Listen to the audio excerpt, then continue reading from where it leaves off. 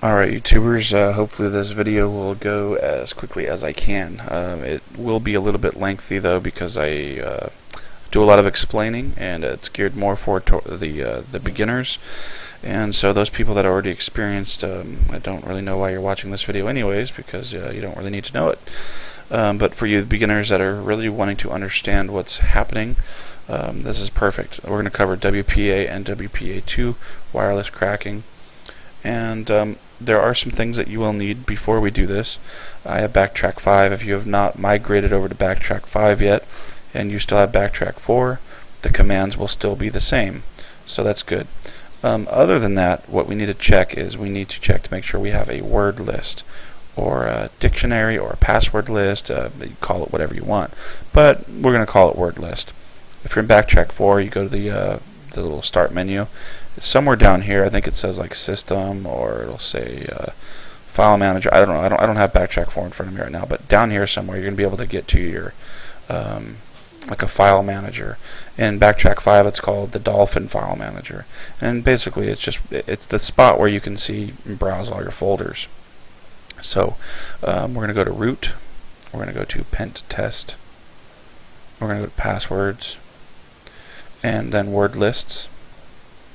And then we have our word list here, which already comes with Backtrack. I'm pretty sure all the Backtracks, even going as far back as like Backtrack 2, they all had a word list, if I'm not mistaken. Some of them are TXT. This is a .lst file, and that's fine. You can still open it with just a text editor. That will still work. But what I'm going to do is I'm going to right-click this and then drag it to the desktop, and I'm going to click copy here. I don't want to move it there, I just want to copy it there.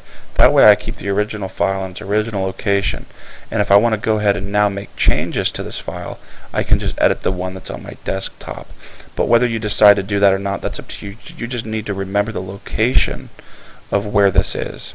So instead of going root, pent test, passwords, word lists, I can just go to root desktop, and that's where that is. So I'm going to go ahead and exit out of this.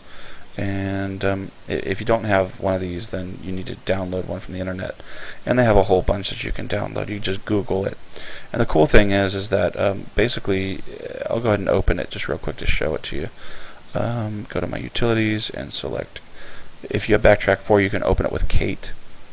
Backtrack 5, which I have, comes with Kwrite, so I'm going to open that. But you can use Kate if you want. And as you can see, it contains a bunch of passphrases, codes, and not codes, but you know things that people might use as passwords. And that's why you would use like a dictionary or something. There's these lists that have a ton of names and all that sort of thing, all in here. So that's what you want. And basically, now that we have it copied to the desktop, I can add things in here. I can copy other things and paste them in here, so it's pretty cool. And you can actually take this, make your own file, and whatever, it doesn't really matter. So okay, what I'm going to go ahead and do now is we're going to go ahead and open up our console, and just like WEP, we're going to start off with airmon-ng. I have my interface here, which is WLAN0, but yours may be called something else. But we're going to go ahead and put it into monitor mode, airmon-ng, start, and then we're going to go ahead and do WLAN0. This will go ahead and put it into monitor mode, which is what we need. And this next part is going to be optional. If I do it airmon-ng, as you can see, there's my mon0. I'm going to go ahead and disable it temporarily so that I can change the MAC address. And I'm going to do it for a specific reason. You'll see in a minute. You don't have to do it though if you don't want to. We're going to do a if config mon0, or whatever your interface is, and then down. Think of it as just temporarily bringing it down. MAC changer space dash M space, and then whatever you want your MAC address to be. I'm just going to go zeros through fives. It needs to be a set of 6 total. So 0, there'll be 1, 2, 3, 4, 5, 6. So 0 through 5, that's 6. And then you need to specify your interface. Enter. And then it shows you what my MAC address was, and it shows you what I faked it as now. If you get an error, if it's not able to fake it, that's probably because you didn't bring it down. You didn't disable it temporarily. So now I need to do if config mon 0 and bring it back up. If we bring it down, we got to pick it back up. And that's what we're doing. Now I'm going to do my arrow dump and mon 0 or whatever your interface is.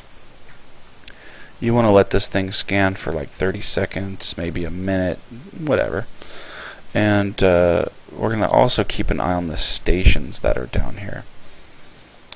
There are people that will watch WPA and WPA2 crack videos. And they try to do it, and they will get frustrated because they are not successful. And I'm going to kind of explain a little bit more so that you guys will be a little bit more successful in trying to do what you're doing. So I let it scan for 40 seconds. I'm going to go ahead and stop it. And the one that I'm going to try is the 2wire024. And it is a WPA2, and I'm doing WPA2 just to show you the same method that I'm using for the WPA will work with WPA2. So if that answers any questions out there. We're going to talk about the stations, but I'm going to specify all this information first for my arrow dump. Arrow dump -ng -c, it's on channel 1 -w. We're going to go ahead and write the file name that we want to store all the data that it collects, all that information, and we'll call it WPA crack 10 or whatever. I don't know. I have other files, so I don't want to get confused with which one it is, so I'll name it just WPA crack 10. And then I'm going to specify the BSS ID. Sometimes you will watch other videos and they will not specify the BSS ID, and that's fine, but there's a reason why I do. Basically, if we just specified the channel and the file name and we let it go, it will start collecting all the data. But as you can see, we have another router that's on channel 1. We have another one that's on channel 1, and that's information that I don't need it to be collecting. All I care about is the one that we want to connect to. Okay, so I think that makes pretty good sense. And the last thing I'm going to do is specify that I only want to capture IVs. That's what's necessary to crack WEP, and in this case we're going to use it also for this video. So the last thing is mon 0 or whatever your interface is, enter. And we're going to hopefully see a station pop up here. If there's no stations that appear, then that means that we're not going to be able to do this attack. So I'm going to sit here for a little bit, and hopefully we will have one that comes up.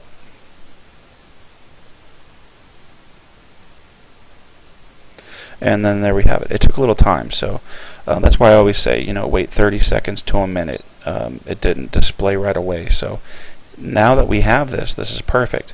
This is what a lot of people are missing. Well, now there's another one, which is crazy. But anyways, I know the 2wire024. That is my router. Okay.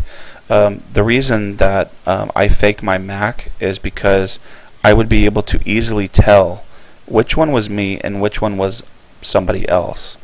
My network manager is right here, and as you can see, I'm not connected, so it's not showing me here. A lot of people make these YouTube videos or whatever, these tutorials, and they basically will try to de-authenticate themselves, and that's really easy to do. And I would like to be just a little bit more realistic than that. So basically, this is great. If you don't have a station, this is not going to work. What we're going to do is we're going to de-authenticate. We're going to send a de-authentication request. It's going to de-auth everything, and then it's going to basically make the station reconnect. So if you can imagine, if you're on the internet and all of a sudden you got disconnected for some reason, and your computer then reconnected, then that's basically what we want to happen, and hopefully we can capture that information. So I'm going to go ahead and open up another console,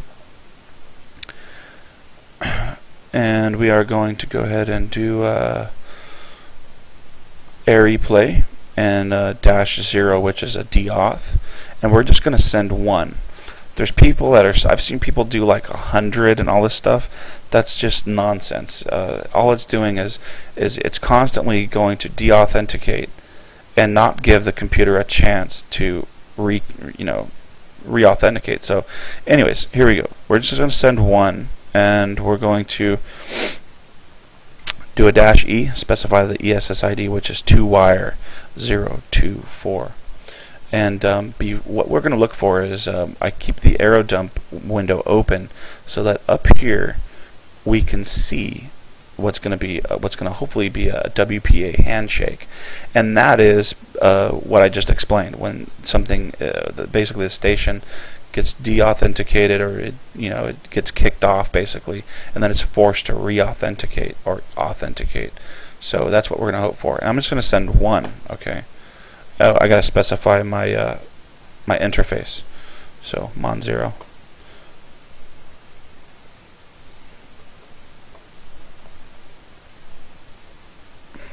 There we go. And we're going to wait. Alright, give it like 10 seconds. Just be patient. And right there it is. See, we only had to send one. We didn't have to send any more than that. WPA handshake. And then it tells us the BSSID that we want. So that's perfect. That's everything that we need. We only need to do one more thing now, and that's pretty much it. So it's pretty simple. Okay. We're going to go ahead and run our air crack. But actually, before we do that, I'm going to run dir. And as you can see, here's my WPA crack 10. And you'll notice that it puts a dash and a 01. Now, I didn't do that. That's something that Backtrack does automatically. And so just be aware of that. Anytime that you specify a file name, it's going to put a dash and then a 01. And if you do another one with the same exact name, it's going to put a dash 02. So just so you know that. Alright, so here we go. I'm going to go ahead and do air crack. WPAs, we're concerned with the data. And right now we don't have to wait for 10,000 minimum. We don't have to worry about that. So aircrack -ng -w. This is the word list, okay? And the location of our word list, which is on the desktop, is root desktop, and then our word list name, which is this dark code.lst, dark code with a 0.lst.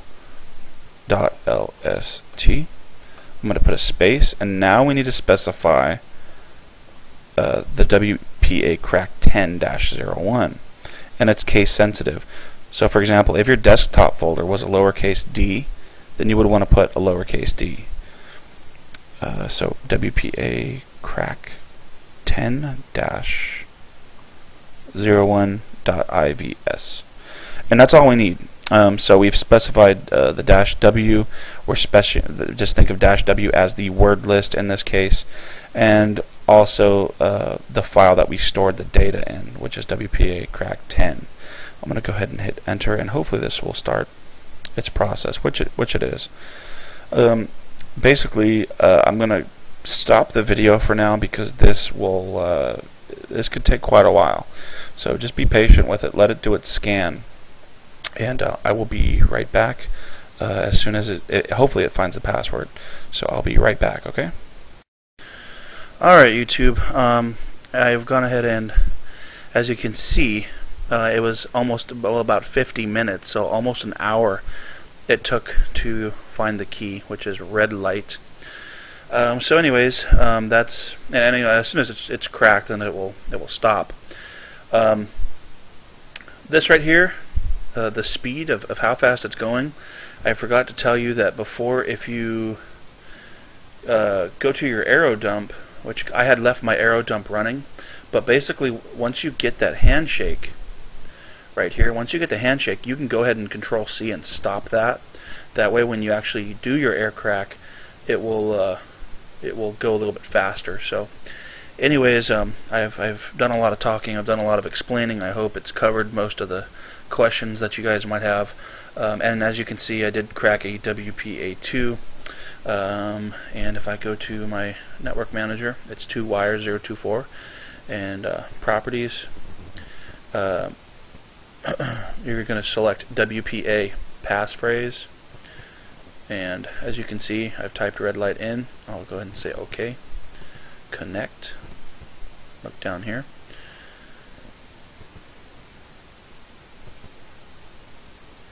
And connected at 100%. Go ahead and try to open up my browser.